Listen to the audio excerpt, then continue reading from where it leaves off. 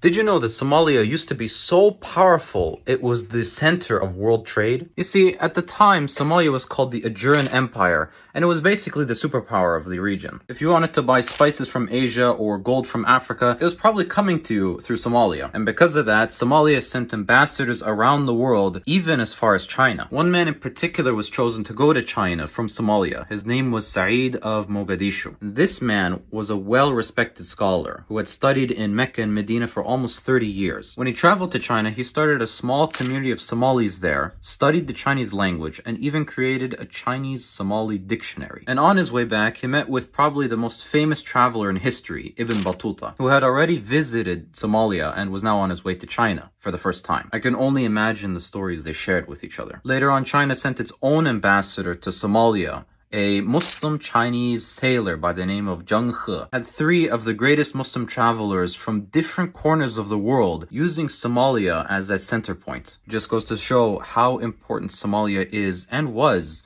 to the Muslim world. Like and follow for more Muslim facts.